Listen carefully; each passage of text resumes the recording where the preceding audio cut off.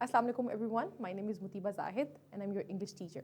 Today we are going to study figures of speech. मैं आपको सिखाऊंगी figures of speech कौन कौन सी होती हैं और उनकी कुछ examples बताऊंगी और उसके बाद हम उसकी identification करेंगे through a test.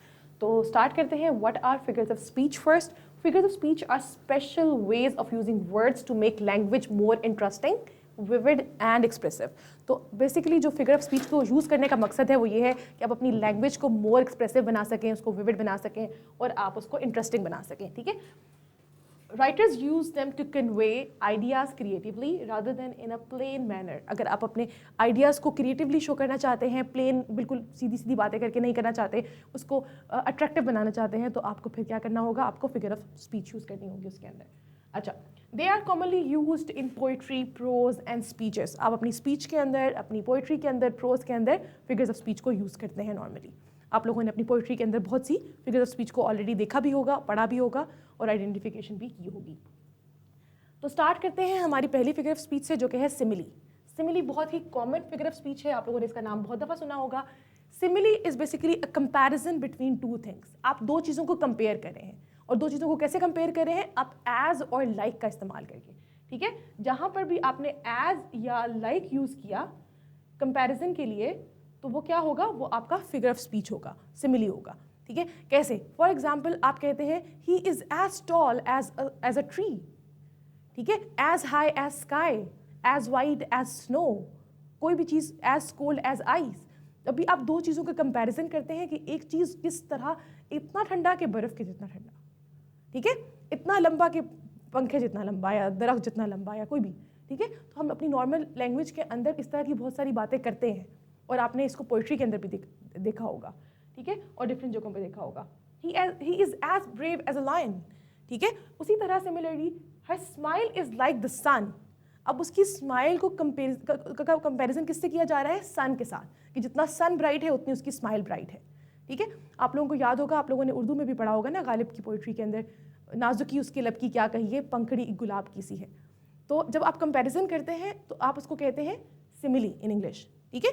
कि आप दो चीज़ों को, एक चीज़ को दूसरी चीज़ से मिला रहे हैं, आप कंपेयर कर रहे हैं कि जिस तरीके से वो चीज़ है दूसरी भी चीज़ बिल्कुल उसी तरह से है, हालांकि रियलिटी में वो चीज़ उस तरह से नहीं होती. फिर the water was as cold as ice. पानी किस तरह ठंडा है, बर्फ़ की तरह ठंडा है. तो क्या इतना ठंडा पानी हो सकता है? हो भी सकता है, लेकिन होगा नहीं भी तभी आप इस तरह की बात कर रहे होंगे. ठीक है. आप किसी भी चीज़ की ठंडक को उससे कंपेयर कर रहे हैं. अच्छा, अब हम आगे मूव करते हैं मेटाफर पे. अब मेटाफर जो है ये भी थोड़ा सिमिली से मिलता जुलता है, लेकिन कुछ चीज़ों में डिफरेंट भी है. अब किस तरह से डिफरेंट है और किस तरह से सेम है, ये हम डिस्कस कर लेते हैं. अब कंपैरिजन मेटाफर के अंदर भी आ रहा है. दो चीज़ों को कंपेयर आप यहाँ पे भी करेंगे, लेकिन जो यहाँ पे कंपैरिजन होगा वो एज और लाइक के साथ नहीं होगा, वो डायरेक्ट कंपैरिजन होगा, डायरेक्ट एसोसिएशन होगी. आप एक चीज़ को दूसरी चीज़ के साथ एसोसिएट कर रहे हैं, आप डायरेक्ट कह रहे हैं कि ये चीज़ ये है. फॉर एग्जाम्पल आपके पास यहाँ पे लिखा हुआ है time is money. Time is like money नहीं लिखा हुआ, time is as important as money नहीं लिखा हुआ, कि टाइम उतना इंपॉर्टेंट है जितनी मनी इंपॉर्टेंट है, या टाइम उसकी तरह इंपॉर्टेंट है. अब उसकी तरह का वर्ड इस्तेमाल नहीं किया जा रहा, एज और लाइक इस्तेमाल नहीं किया जा रहा. अब कहा जा रहा है कि टाइम मनी है. ठीक है. उसी तरह द क्लासरूम वॉज अ जू. अब क्लासरूम जू की तरह उधम नहीं मचा हुआ क्लासरूम. आप ऐसे नहीं बता रहे कि क्लासरूम जू की तरह बना हुआ है, क्लासरूम जू बना हुआ है. ठीक है. तो जब आप एक चीज़ को डायरेक्टली एसोसिएट कर देते हैं दूसरी चीज़ के साथ, तो उसको हम मेटाफर कहते हैं. ठीक है. She is a star. आपने किसी को कह दिया, अब कोई स्टार इंसान हो नहीं सकता, मतलब वो इतना फेमस हो गया है या वो इतना अच्छा काम कर रहा है जिसकी वजह से आप उसको ये बात कह रहे हैं शी इज़ अ स्टार. असल में वो स्टार, या फिर क्लास के अंदर जो सबसे अच्छे मार्क्स लेकर आ रहे हैं हम उसको भी कह देते हैं, असल में तो वो स्टार नहीं है ना, वो तो एक नॉन लिविंग ऑब्जेक्ट है स्टार. तो हम क्या कर रहे हैं, हम एक चीज़ को दूसरी चीज़ के साथ डायरेक्टली एसोसिएट कर रहे हैं. ठीक है. जो हमने इज, वॉज, आर, वर, आप इन वर्ड्स को यूज़ करके एक चीज़ को दूसरी चीज़ के साथ एसोसिएट करते हैं तो वो मेटाफर होता है. लेकिन जब आप एज और लाइक को इस्तेमाल करके करते हैं तो वो सिमिली होता है. ठीक है. आपने ये याद रखना है कि एज लाइक सिमिली के लिए इस्तेमाल होता है, इज, आर, वॉज, वर ये यूज होता है मेटाफर के लिए. Let's move forward. पर्सोनिफिकेशन. अब पर्सोनिफिकेशन, पर्सन से ही आपको समझ में आ रहा होगा कि पर्सोनिफिकेशन क्या है. Personification is a figure of speech in which we give human qualities to non human things. अब मैं नॉन लिविंग थिंग्स की बात नहीं कर रही हूँ. नॉन ह्यूमन थिंग्स की बात कर रही हूँ कि इंसानों के अलावा आप इंसानों की क्वालिटीज़ चाहे वो जानवरों को दे रहे हैं, चाहे वो परिंदों को दे रहे हैं, नॉन लिविंग थिंग्स को दे रहे हैं, आइडियाज़ को दे रहे हैं, पिक्चर्स को दे रहे हैं, ऑब्जेक्ट्स को दे रहे हैं, आप किसी भी इंसान की क्वालिटी किसी भी इंसान के अलावा किसी चीज़ को दे रहे हैं तो क्या है, वो पर्सोनिफिकेशन है। वो जानदार चीज़ भी हो सकती है, वो बेजान चीज़ भी हो सकती है, वो लिविंग थिंग्स भी हो सकती हैं, वो नॉन लिविंग थिंग्स भी हो सकती हैं। ठीक है, अगर मैं कहती हूँ कि the birds were singing outside, अब क्या बर्ड्स गाना गा सकते हैं? नो वो जो वो चीची चुचा कर रहे होते हैं ना, वो चिरपिंग होती है। ठीक है, उसको हम सिंगिंग नहीं कह सकते। तो जब हम सिंगिंग की बात करते हैं तो फिर हम वो क्या करते हैं, हम पर्सोनिफिकेशन कहते हैं, हम उनको इंसानों की क्वालिटी दे रहे हैं। ठीक है, this is what we call personification. तो जब हम इंसानों की क्वालिटी इंसान के अलावा किसी और को देंगे तो वो क्या होगा, वो पर्सोनिफिकेशन होगा। अब इसका पर्पस क्या होता है, ताकि आप अपने जो भी नॉन लिविंग चीज़ें हैं उनके अंदर थोड़ी सी लिविंग क्वालिटीज़ डाल सकें, आप उसको उस पर एम्फेसाइज कर सकें। ठीक है, द विंड विस्पर्ड, अब जो विंड है, हवा है, क्या वो विस्पर कर सकती है, सरगोशी कर सकती है? क्या वो बातचीत कर सकती है? नहीं कर सकती। लेकिन आप जो उसकी हल्की सी आवाज़ होती है, आपने उसको सरगोशी से कंपेयर किया, आपने उसको इंसानों की क्वालिटी दी कि विस्परिंग तो इंसान करते हैं ना, तो आपने इंसानों की क्वालिटी हवा को दे दी। Similarly the sun smiled at me, क्या सन स्माइल कर सकता है आप? नो। ठीक है, तो क्या है कि भी एक इंसान की क्वालिटी है, स्माइल तो इंसान करते हैं। तो जब आपने इंसानों की क्वालिटी एक सन को दी तो क्या हो गया, वो भी पर्सोनिफिकेशन होगी। The leaves danced in the breeze, अब क्या पत्ते डांस कर सकते हैं? नहीं, वो तो बस हिल रहे हैं हवा से, लेकिन आपने उसकी हिलने को एक अपनी इमेजिनेशन से आपने उसको डांस कह दिया और आपने वो एक इमेज क्रिएट कर दिया रीडर के माइंड के अंदर, तो वो क्या है, वो पर्सोनिफिकेशन की आपने टेक्निक यूज़ की। ठीक है, आई होप यहाँ तक आपको समझ में आया होगा। Let's move forward. फिर आती है हमारे पास एपोस्ट्रोफी। एपोस्ट्रोफी क्या होती है? एपोस्ट्रोफी एक बहुत एक इंटरेस्टिंग फिगर ऑफ स्पीच है। इसके अंदर ना, जब आप किसी भी ऐसे शख्स से, ऐसी चीज़ से या किसी भी चीज़ से आप बात कर रहे हैं, वो मौजूद नहीं है, कोई भी एब्सेंट इंसान हो सकता है, पर्सन हो सकता है, कोई भी डेड पर्सन हो सकता है, कोई भी ऑब्जेक्ट हो सकता है, आप इस वॉल से बात कर सकते हैं, आप किसी को भी मुखातिब करके बात कर सकते हैं जो कि यहाँ मौजूद नहीं है, जो आपकी बात का जवाब नहीं देगा। ठीक है, तो उसको हम कहते हैं apostrophe. An apostrophe is a figure of speech in which the speaker addresses an absent person, a dead person, or a non-living thing as if it were alive. तो जब आप किसी भी चीज़ के बारे में इस तरीके से बात करते हैं कि वो आपकी बात सुन रहा है, ठीक है, हालांकि वो आपकी बात नहीं सुन रहा, वो आपको जवाब नहीं देगा, तो क्या है वो आपके पास एपोस्ट्रोफी है। ठीक है, जिस तरीके से आपने बहुत ज़्यादा ड्रामास में, मूवीज़ में देखा होगा कि एक कैरेक्टर किसी भी अपने डेड रिलेटिव से बात कर रहा होता है या अपने किसी भी एब्सेंट फ्रेंड से बात कर रहा होता है, तो वो क्या होता है, वो एपोस्ट्रोफी की टेक्निक होती है। ठीक है, अच्छा, टू एक्सप्रेस स्ट्रॉन्ग फीलिंग्स और इमोशन, इसको हम यूज़ इसलिए करते हैं कि हम स्ट्रॉन्ग इमोशंस और फीलिंग्स को क्रिएट कर सकें। फिर इसके बाद हमारे एग्जाम्पल लिखी हुई है, O death where is thy sting, O moon guide me tonight. आपने किसी भी चीज़ को मुखातिब करके उससे बात की जो आपको जवाब नहीं दे रहा, आप मून को कह रहे हो, ठीक है, कि मुझे रास्ता दिखाओ। अब क्या वो आपको जवाब दे सकता है, वो आपको रास्ता दिखा सकता है? तो जब भी आप किसी भी चीज़ से ऐसे बात करते हैं जो वहाँ पे प्रेजेंट नहीं है, या अगर प्रेजेंट भी है तो आपको आंसर बैक नहीं कर सकती, तो वो क्या है, वो एपोस्ट्रोफी है।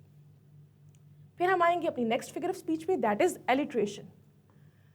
एलिट्रेशन जो है, basically alliteration is the repetition of the same initial consonant sounds. अब आपने ये बात याद रखनी है कि सेम इनिशियल कॉन्सोनेंट साउंड।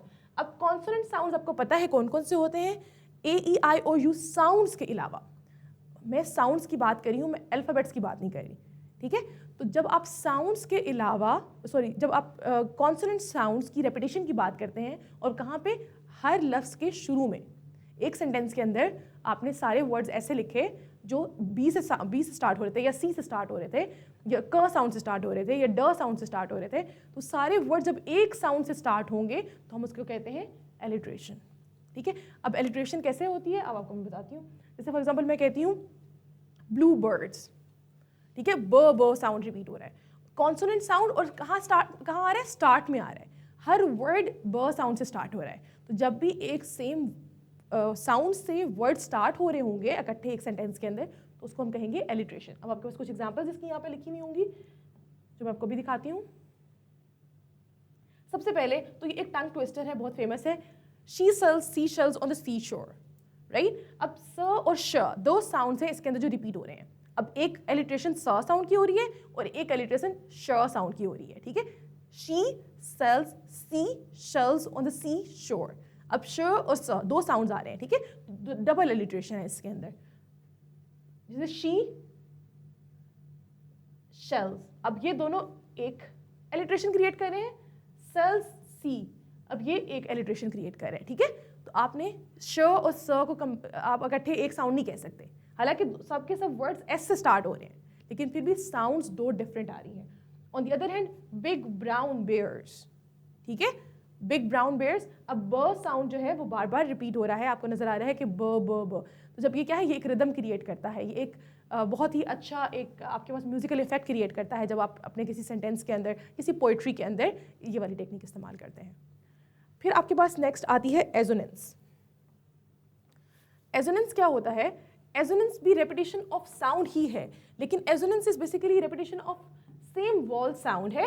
और वॉल साउंड जो आपका आ रहा है बेसिकली वो क्या कर रहा है, वो आपके वर्ड के दरमियान में आ रहा है, अब वर्ड के स्टार्ट में नहीं आ रहा, ठीक है। Assonance is the repetition of the same wall sound in near by words. अब आपके वर्ड्स के आसपास क्या है, आपका जो सेम वॉवल साउंड है ना, जो ए ई आई ओ यू के साउंड्स, ठीक है, 20 साउंड्स बनते हैं ये, ठीक है। तो क्या है, ये साउंड्स जो हैं ये आपके कहीं पे भी आ रहे हैं, वो रिपीट हो रहे हैं विद इन वर्ड्स, तो वो क्या होगा, वो एजोनेंस होगा। जैसे आपके पास एग्जांपल लिखी हुई है, the rain in Spain stays mainly in the plain, main, ठीक है। तो ये क्या है, ए साउंड, आपने देखा होगा ए आई के साथ जो आवाज बन रही है, ए साउंड, ठीक है, वो रिपीट हो रहा है, ए साउंड आपको रिपीट होता हुआ नजर आ रहा है, रेन स्पेन मेन प्लेन, ठीक है, ए साउंड। तो क्या है ये एजोनेंस है कि जब एक वॉल साउंड रिपीट हो रहा है तो क्या होगा, वो आपकी एजोनेंस होगी। On the other hand if we see consonants, तो कॉन्सोनेंट्स भी बिल्कुल उसी तरह रेपिटेशन ऑफ साउंड है। अब ये consonant sound with in the word के दरमियान में या वर्ड के एंड पे, लेकिन स्टार्ट में नहीं। अगर स्टार्ट में आएगी तो वो एलिट्रेशन हो जाएगी, लेकिन अगर वही कॉन्सोनेंट साउंड हर वर्ड के दरमियान में आ रहा है या कुछ और नियर बाय वर्ड्स के दरमियान में आ रहा है तो वो क्या होगा, वो कॉन्सोनेंट्स हो जाएगा। Consonance is the repetition of the same consonant sounds within or at the end of the word. अब ये क्या है, ये दरमियान में भी आ सकता है और ये एंड पे भी आ सकता है, ठीक है। So this is what we call consonance. अच्छा, अब क्या है, bed is a red, ठीक है। On the other hand, pitter patter, ठीक है। अब ये क्या है, ट साउंड जो है वो रिपीट हो रहा है, तो जब भी कोई भी ऐसा साउंड रिपीट होगा वो क्या होगा, वो आपके पास कॉन्सोनेंस होगा। Let's move forward. अब हमारे पास नेक्स्ट है हाइपरबोले। हाइपरबोले क्या होता है, हाइपरबोले इज बेसिकली एग्जैजरेशन। आपने ये एग्जैजरेशन बहुत सुनी होगी अपने नॉर्मल घरों के अंदर भी, जैसे पेरेंट्स अक्सर ये बात कर जाते हैं ना कि मैंने 70 दफ़ा समझाया है, 1000 दफ़ा कहा है, ये वो इस तरह की बातें अक्सर मदर्स कह जाती हैं बच्चों को, राइट। टीचर्स भी कहते हैं कि 1000 दफ़ा ये टॉपिक मैंने पढ़ाया पर आप लोगों को समझ में नहीं आ रहा, या something, sometimes some teachers use these kind of words, right. तो क्या है, ये असल में तो ऐसा नहीं होता ना कि आपने ये वो बात 1000 दफ़ा कही हो या a million times, I have told you this thing a million times, ऐसा नहीं होता। लेकिन आप क्या करते हैं, आप एक इफेक्ट क्रिएट करने के लिए कि आपने बहुत दफ़ा कहा है, वो बात बहुत दफ़ा हो चुकी है, तो इस तरह के इफेक्ट को क्रिएट करने के लिए जब हम कोई चीज़ यूज़ करते हैं हम उसको कहते हैं हाइपरबोले, ठीक है। अच्छा, hyperbole is deliberate exaggeration used for emphasis और इफेक्ट। आपने किसी चीज़ पे एम्फेसाइज करना है, आपने एम्फेसिस करना है, आपने इफेक्ट क्रिएट करना है, तो आप इसको हाइपरबोले यूज़ करते हैं। और ये डेलिब्रेट एक्सैजरेशन है कि आप जानबूझ के इतनी एक्सैजरेशन क्रिएट करते हैं ताकि ये बता सकें कि आपने बहुत दफ़ा ये कहा है या आपने ये काम बहुत दफ़ा किया है, ठीक है। It is not meant to be taken literally, लेकिन इसका मतलब कि आपने इसको लिटरली नहीं लेना होता, आपको बस ये समझना ज़रूरी है कि इफेक्ट क्रिएट करने के लिए कही जा रही है बात, ठीक है। I have told you a million times, वही सेम बात, ठीक है, मैंने आपको 1000 दफ़ा कहा है, million times कहा है, ठीक है। अब ये बड़े मज़े की इंटरेस्टिंग एग्जाम्पल लिखी हुई है, I am so hungry I could eat a horse. कोई बंदा एक हॉर्स नहीं खा सकता जितनी मर्जी भूख लगी हो, राइट, लेकिन आपने अपनी भूख की शिद्दत बताने के लिए आपने इस तरीके से लिखा कि I could eat a horse, ठीक है। फिर आते हैं आयरनी। आयरनी जो है ना, ये देसी घरों में पेरेंट्स की, अम्मा की बहुत फेवरेट होती है और समटाइम टीचर्स की भी बड़ी फेवरेट होती है कि हम इसको आयरनी को यूज़ करते हैं। अब आयरनी होती क्या है, तंज जिसको आप कहते हैं। Irony is a figure of speech in which the opposite of what is expected happens और इज मेंट। आप कुछ, एक चीज़ होनी कुछ थी और वो हो कुछ गई, ठीक है, उस चीज़ की बिल्कुल ऑपोजिट बात हो गई। जैसे अगर मैं कहूँ कि a fire station burns down, अब जो फायर स्टेशन है उसका काम क्या है, to take care of the fire, right, वो आग को बुझाए, उसी को आग लग गई, ठीक है। सिमिलरली आपने ये सुना होगा बहुत ज़्यादा, well done when someone makes a mistake. अब कोई मिस्टेक कर रहा है उस पर कहते हैं well done, wow, very good, ठीक है, आपने ये बहुत सुना होगा। जैसे घर में कोई ग्लास तोड़ दो तो अम्मा की आवाज़ आती है शाबाश। अब वो शाबाश का मतलब ये नहीं होता कि लाइक कैरी ऑन, नहीं, वो आपको क्या करी होती है, that is kind of irony, ठीक है। एक्सपेक्ट आप कुछ कर रहे हैं, हो कुछ रहा है, ठीक है, जब आप उसके ऑपोजिट बात करते हैं तो वो क्या होती है, वो आयरनी होती है, वो तंज होता है। फिर आते हैं हम अपने नेक्स्ट पे, oxymoron. Oxymoron is basically a figure of speech जिसके अंदर दो ऑपोजिट वर्ड्स को आप इकट्ठे लिखते हैं। दो ऑपोजिट वर्ड्स, अब एक बात ज़मीन है, एक आसमान है, दो टोटली ऑपोजिट चीज़ों को जब आप इकट्ठे लिखते हैं तो हम उसको ऑक्सीमोरॉन कहते हैं। अब मेरा फेवरेट है द सैड स्माइल। अब सैड भी है और स्माइल भी है, ठीक है। असल में हम स्माइल पे ही फोकस कर रहे हैं, लेकिन हम उसकी स्माइल के पीछे भी जो सैडनेस है उस पर एम्फेसाइज कर रहे हैं, ठीक है। जब आपका एम्फेसिस किसी एक चीज़ पे होता है और दूसरी चीज़ के बारे में आप बात कर रहे होते हैं, लाइक उस चीज़ का इफेक्ट क्रिएट करने के लिए उसकी ऑपोजिट बात कर रहे होते हैं, तो वो ऑक्सीमोरॉन होता है, ठीक है। अब ये वर्ड्स हैं ना, ये फ्रेजेस हैं या ना ये सेंटेंसेज हैं, जब दो ऑपोजिट वर्ड्स को आप इकट्ठे लिखते हैं। डेफनिंग साइलेंस, अब आपको पता है कि डेफनिंग एक चीज़ जो इतनी ऊंची है कि वो आपको डेफ करी है, आपको बहरा करी है कानों से, ठीक है। और साइलेंस, चीखती खामोशी, ठीक है, क्या है कि इतनी खामोशी है कि वो आपको चीखती खामोशी लग रही है। सिमिलरली लिविंग डेड, एक बंदा जिंदा है लेकिन वो मुर्दा है फ्रॉम इनसाइड। तो आपने जब इस तरह की चीज़ों का कोई इफेक्ट क्रिएट करना होता है किसी चीज़ के बारे में तो हम इस तरह के वर्ड्स यूज़ करते हैं। बिटर स्वीट, ठीक है, सैड स्माइल, इस तरह की बातें।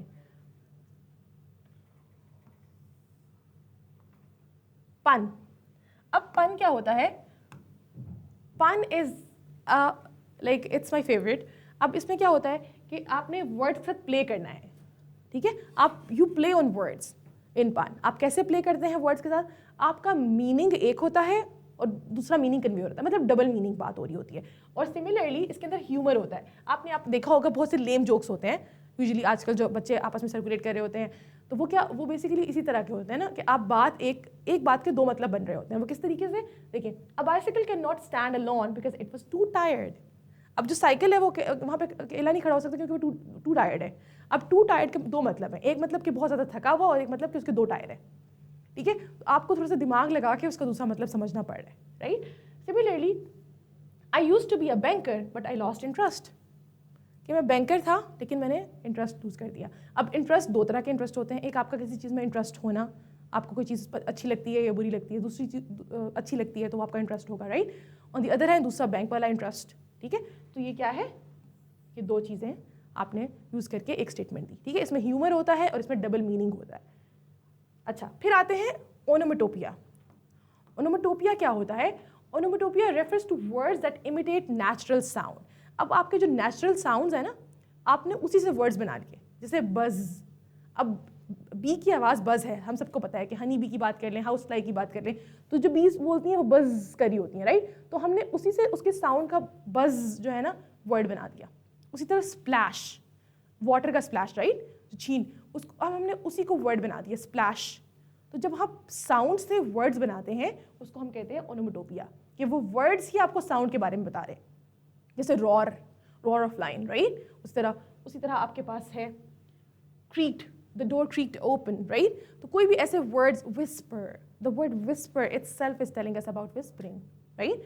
तो जो भी वर्ड्स आपको, जैसे बैंग, ब्लास्ट, कोई भी वर्ड्स जो आपको साउंड क्रिएट करते हैं वो क्या होते हैं, वो ओनोमेटोपिया होते हैं, ठीक है, जो साउंड से बने। अब लास्ट हमारी फिगर ऑफ स्पीच है इमेजरी। इमेजरी क्या होती है, imagery is basically a figure of speech जिसके अंदर आपकी 5 सेंसेस को यूज़ किया जाता है। अब आपकी 5 सेंसेस कौन कौन सी हैं कि आप देख सकते हैं, आप टच कर सकते हैं, आप टेस्ट कर सकते हैं, आप स्मेल कर सकते हैं, राइट।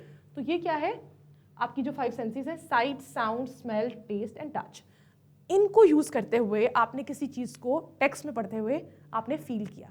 अब मैं कहती हूँ रफनेस ऑफ द टेबल या स्मूथनेस ऑफ द टेबल, तो आपके दिमाग में एक इमेज क्रिएट होता है, आप फील कर सकते हैं कि वो रफनेस किस तरह की होती है या वो जो स्मूथनेस है वो किस तरह की होती है। Similarly if I talk about the bitter taste of the medicine, अगर मैं किसी मेडिसिन के बिटर टेस्ट के बारे में बात करूँ तो आपके दिमाग में एक गंदी सी मेडिसिन का टेस्ट आएगा। Similarly if I talk about your favourite perfume, if I talk about the fragrance of rose, तो आपके दिमाग में रोज़ की स्मेल आएगी, राइट?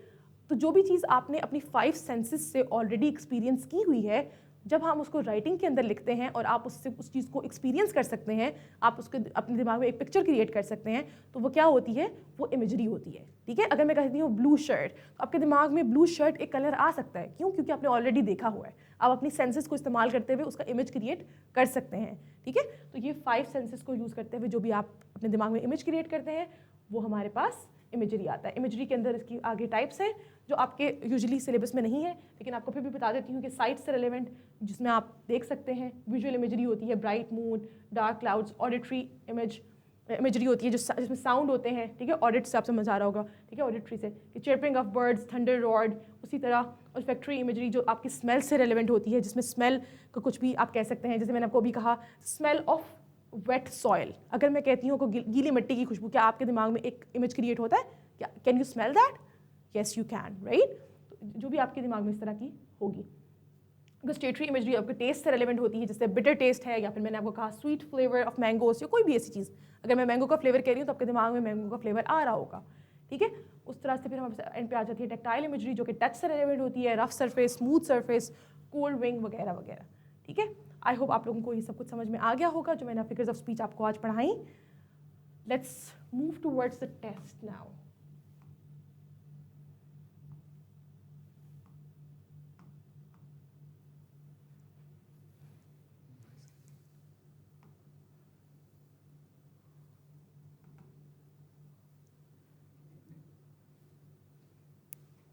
अच्छा, तो अब हम टेस्ट स्टार्ट करते हैं। आई होप आप लोगों ने टेस्ट के लिए रेडी होंगे। आप लोगों के पास कमेंट सेक्शन है। I will read each sentence and I will ask you about the options, और आप लोगों ने मुझे बताना है कि which one is the right. अभी ऐसे नहीं स्टार्ट करें। Maseera, Haris and Khizar, I know you all of you are ready and you all know the answers. पहले मुझे अपने क्वेश्चन को पढ़ने दिएगा, उसके बाद आप आंसर करिएगा, ठीक है? अच्छा, her voice was as soft as silk. अब ये क्या है? क्या ये मेटाफर है? क्या ये सिमिली है? क्या ये हाइपरबोली है? या फिर ये इमेजरी है? ओके, हमारे पास ऑप्शंस आना शुरू हो गए हैं। मसीरा, हारिस, खिज़र। अब मैं आप लोगों से इस तरीके से नहीं पूछूंगी, मैं आप लोगों से पूछूंगी why this is option B. Tell me what is the reason why you are saying that this is option B. आपने कहा है कि ये ऑप्शन बी है। Let's change the colour. Okay, so her voice was as soft as, yes, very good, yes, क्योंकि like और as अगर जहाँ पे भी आ जाएगा हमें पता है कि वो सिमिली होगी। Very good, Maseera and Khizar. फिर नेक्स्ट है the stars danced in the night sky. The stars danced in the night sky. अब मुझे बताएं ये क्या है? क्या ये एपोस्ट्रोफी है, पर्सोनिफिकेशन है, मेटाफर है, या फिर ये इमेजरी है? Okay, very good Khizar. Maseera, Khizar आपने ऑप्शन भी ठीक बताया है, ठीक है? आपने ये भी कहा है कि because stars do not dance, but आपने ये कहना था because this is human attribute, ये ह्यूमन क्वालिटी है, ठीक है? यस, ठीक है, यू आर राइट। क्या है ये? पर्सोनिफिकेशन है। फिर नेक्स्ट आते हैं हम अपने क्वेश्चन नंबर 3 पर। Life is a journey full of surprises. Life is a journey full of surprises. अब ये क्या है? Life is a journey full of surprises. क्या ये सिमिली है? क्या ये हाइपरबोली है? क्या ये मेटाफर है? या फिर ये आयरनी है?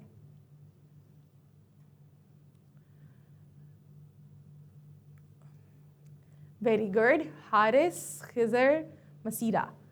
Okay, so yes, all of you are right. हमारा आंसर है मेटाफर। क्यों मेटाफर है? क्योंकि डायरेक्ट रिलेशन क्रिएट कर रहा है, इज यूज करके वो कह रहा है कि लाइफ इज अ जर्नी, ठीक है? लाइफ को डायरेक्टली एसोसिएट कर रहा है जर्नी के साथ। Over time you heal all wounds.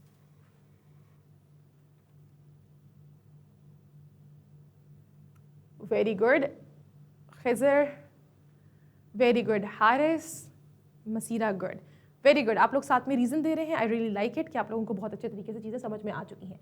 तो ये क्या है, ये एपोस्ट्रोफी है, क्योंकि टाइम वहाँ पे प्रेजेंट नहीं है, वो आपको आंसर बैक नहीं कर सकता, तो क्या है, this is your apostrophe. Question number 5, busy bees buzzed around the flowers. Busy bees buzzed around the flowers. अब ये क्या है? Is it assonance, consonance, alliteration और onomatopoeia? अब आपने देखना है कि कौन कौन से वर्ड जो है वो हाईलाइट हुए हुए हैं, ठीक है? I know there are so many options which are coming in your mind at this moment, but आपने मुझे बताना है which one is the right one. Busy bees burst. अब 3 वर्ड्स हाईलाइट हुए हैं, हसनैन, हारिस, मसीरा। अच्छा, क्वेश्चन नंबर 5 के आंसर में मुझे मसीरा ने बोला है डी, और हारिस कह रहे हैं ए, क्योंकि बी की साउंड यूज़ हुई है, ठीक है, ओके, और हसनैन कह रहे हैं डी। अब मज़े की बात है कि आप में से कोई भी ठीक नहीं है। क्यों ठीक नहीं है? अच्छा, अब आपको याद होगा जब मैं आपको पढ़ा रही थी तो मैंने आप लोगों को कहा था कि जब भी कोई साउंड शुरू में आता है ना किसी भी वर्ड के, हर वर्ड उसी साउंड से स्टार्ट हो रहा है, तो वो एलिट्रेशन है। एजोनेंस और कॉन्सोनेंस तो तब आती है कि जब वो क्या हो, जब वो साउंड दरमियान में आ रहा हो। एजोनेंस जब वो वॉल साउंड हो तो एजोनेंस हो ही नहीं सकता, राइट? कॉन्सोनेंट साउंड दरमियान में आ रहा हो या एंड पे आ रहा हो, अब यहाँ पे वो नहीं आ रहा। ओनोमेटोपिया इसलिए नहीं है कि खाली बर्स्ट को नहीं उन्होंने हाईलाइट किया हुआ, उन्होंने 3 वर्ड्स को हाईलाइट किया है, बिजी बीज बर्स्ट, तो ये क्या है, दिस इज एलिट्रेशन। यस मसीरा, मसीरा का आंसर बिल्कुल ठीक है, ठीक है, खिजर ने भी ठीक कर लिया है। और आई होप आप लोगों को समझ में आ गई होगी इसकी एक्सप्लेनेशन कि एजोनेंस, कॉन्सोनेंस और ओनोमेटोपिया क्यों नहीं है, ठीक है। जानबूझ के इस तरह की आप लोगों को ऑप्शंस दी गई थी ताकि आप लोग इसके अंदर कंफ्यूज हों और अच्छे तरीके से सोच सकें कि which one is the right answer, आप लोगों को थोड़ा टाइम लगे। अच्छा खैर, the long low moan of doves filled the valley. Question number 6, alliteration है, एजोनेंस है, कॉन्सोनेंस है या फिर पन है। क्वेश्चन नंबर 6, अब आपको इसके अंदर एक साउंड है जो रिपीट हो रहा है, सोचें वो क्या है, low moan of dove. Oh yes, very good. अब वो क्या है, हारिस पहुंच रहे हैं, तो which one is the right option? Yes Khizar, आप भी पहुंच रहे हैं। Tell me the right answer, which option? Very good, this is option B, ठीक है। एलिट्रेशन क्यों नहीं है? क्योंकि स्टार्ट में नहीं आ रहा ना, बीच में वॉल साउंड रिपीट हो रहा है। फिर आते हैं क्वेश्चन नंबर 7 पे। The clock went tick tock all night. The clock went tick tock all night. अब क्वेश्चन नंबर 7 क्या है ये आप लोग मुझे बताएंगे।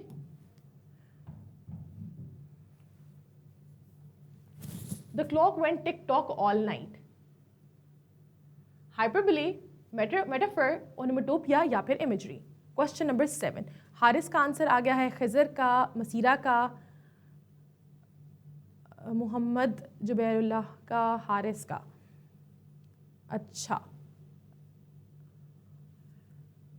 इसमें नहीं बच्चे, इसमें दो तरफा बात नहीं हुई, डबल मीनिंग वाली बात नहीं है। टिकटॉक, इन्होंने सिर्फ हाईलाइट ही टिकटॉक को किया हुआ है, तो आपने बताना है कि ये क्या है। All of you are correct, this is option C, TikTok, क्योंकि साउंड क्रिएट कर रहा है, वर्ड ही हमें साउंड की तरफ लेके जा रहा है, ठीक है। तो सब बच्चों का आंसर ठीक है। I was so tired I could sleep for a year. I was so tired I could sleep for a year. क्या ये आयरनी है, ये हाइपरबोले है, ये सिमिली है या ये पन है? आई होप आप लोगों ने अपना आंसर नोट डाउन कर लिया होगा। Yes, most of you have said option B, yes this is hyperbole, ठीक है। Very good Khizar, Haris, Maseera and Mohammad. अच्छा, question number 9, the traffic police officer received a speeding ticket. Oh wow, the traffic police officer received a speeding ticket. अब ये hyperbole है, ये irony है, ये metaphor है या फिर ये ऑक्सीमोरॉन है। Question number 9, Khizar, Haris and Maseera, yes all of you correct, this is irony. एक ट्रैफिक पुलिस वाला है जिसने ही क्रिएट करनी है अवेयरनेस लोगों के दरमियान में कि आपने ट्रैफिक रूल्स को फॉलो करना है, और उसी को ट्रैफिक की टिकट मिल गई, ठीक है। जिसे स्पीडिंग टिकट देनी थी उसी को स्पीडिंग टिकट मिल गई, ठीक है। अच्छा, क्वेश्चन नंबर 10 पे आ जाए। It was a sweet sorrow to leave my house. It was a sweet sorrow. Sorrow क्या होता है? गम को कहते हैं, राइट। और स्वीट क्या होता है आपको पता है। तो क्वेश्चन नंबर 10 के अंदर आपके पास ऑप्शन है मेटाफर, आयरनी, ऑक्सीमोरॉन और simile. Khizr, Haris, Masira and Hasnain. Yes, all of you are correct. Option C is the right one. ठीक है कि ये क्या है, ऑक्सीमोरॉन है. दो ऑपोजिट बातों को आपने इकट्ठे लिखा, दो ऑपोजिट वर्ड्स को आपने इकट्ठे लिखा. Question number 11. I wondered why the baseball was getting bigger than it hit me. I wondered why the baseball was getting bigger than it hit me. Irony, metaphor, pun, hyperbole. Question number 11. अब आप सोचें कि क्या बात हो रही है. Why the baseball was getting bigger?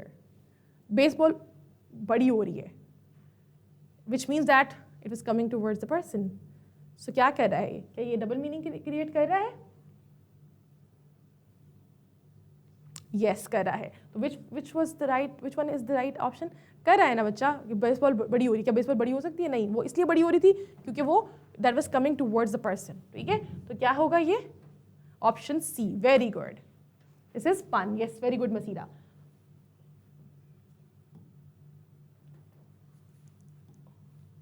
हमारे पास ये pun था. फिर है question number 12. The glass shattered on the floor.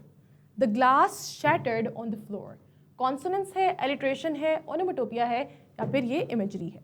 Question number 12. Shattered. Very good. हमारे पास ऑप्शन आना शुरू हो गए हैं. Hasnain, okay, good. Khizr, good. Masira, good. Haris, can you please reconsider your answer? Yes, very good, Muhammad. Yes, onomatopoeia. ठीक है, क्योंकि साउंड क्रिएट कर रहा है. The golden sunlight, clear sky and green hills created a peaceful scene. The golden sunlight, clear sky and green hills. अब ये simile है, personification है, इमेजरी है, या फिर ये हाइपरबोली है. Very good. क्वेश्चन नंबर 13 का आंसर हमारे पास आ रहा है option C. All of you are correct. This is imagery, क्योंकि ये इमेज क्रिएट करी है आपके दिमाग में. गोल्डन सनलाइट भी एक इमेज क्रिएट करी है, क्लियर स्काई भी एक इमेज क्रिएट कर रहा है, ग्रीन हिल्स भी एक इमेज क्रिएट कर रही है. ठीक है, अच्छा. अब ये विजुअल ऑडिटरी ये आप लोगों के सिलेबस में नहीं है, तो मैं इनको स्किप कर देती हूँ. क्वेश्चन नंबर 18 पे आ जाए. वैसे आप लोगों को पता होना चाहिए क्योंकि मैंने आप लोगों को पढ़ा दिया था, लेकिन फिर भी हम प्रैक्टिस के लिए और एमसीक्यू पे मूव कर जाते हैं. The angry storm punched the shore all night. The angry storm punched the shore all night. अब ये क्या है? क्या ये मेटाफर है? क्या ये इमेजरी है? क्या ये अपॉस्ट्रोफी है? क्या ये पर्सोनिफिकेशन है? Question number 18. ओके, हमारे पास मिले जुले आंसर्स आ रहे हैं. खिजर कह रहे हैं डी, मोहम्मद भी डी कह रहे हैं, हारिस भी डी कह रहे हैं. Okay, all of you are saying D. Yes, all of you are correct, D. क्यों? क्योंकि एंगर जो है ना, ये एक ह्यूमन क्वालिटी है. अब ये ह्यूमन क्वालिटी आप स्टॉर्म को दे रहे हैं, तो दैट इज नॉट पॉसिबल. तो ये क्या है? ये पर्सोनिफिकेशन है. आपने इंसानों की क्वालिटी इंसान के अलावा किसी और को दी. Question number 19. The exam was a piece of cake for her. The exam was a piece of cake for her. Simile, hyperbole, metaphor और आयरनी. ओके, हमारे पास ऑप्शन आने शुरू हो गए हैं. मसीरा कह रही हैं. Okay, Haris, Mohammad. Yes, all of you correct. This is option C. क्यों? क्योंकि डायरेक्टली एसोसिएशन है एग्जाम की पीस ऑफ केक के साथ. ठीक है, और ये बड़ा फेमस आपका एक ईडियम है. आई होप आप लोगों को पता होगा. कोई चीज़ बहुत ईजी हो तो हम यूज़ करते हैं piece of cake, right. Question number 20. The clang of metal इक्वल्ड इन दी वर्कशॉप. ठीक है, क्या है क्लैंग? क्या है? एलिट्रेशन है, कॉन्सोनेंस है, एजोनेंस है, या फिर ओनोमेटोपिया है. This is just one word. तो आप लोगों के पास ऑलरेडी एक which one is the right option? Question number 20. Khizr, Masira, Haris and Muhammad. Yes, all of you are correct. Yes, this is option D, onomatopoeia. Why? एक तो पहली बात कि ये एक वर्ड है. एक वर्ड है तो alliteration भी नहीं हो सकती, consonants भी नहीं हो सकती और resonance भी नहीं हो सकती. That is the reason this is onomatopoeia. और clang हमें पता है कि sound है जो कि किससे बना है, word है जो कि sound से बना है. This is the reason, this is the right answer. I hope आप लोगों ने आज के टेस्ट को एंजॉय किया होगा. आप लोगों ने इसमें कितने मार्क्स गेन किए मुझे ज़रूर बताइएगा कि आप लोगों के आज के टेस्ट के कितने मार्क्स हैं on YouTube video. Thank you so much. I will see you tomorrow in the next class. अल्लाह हाफिज़.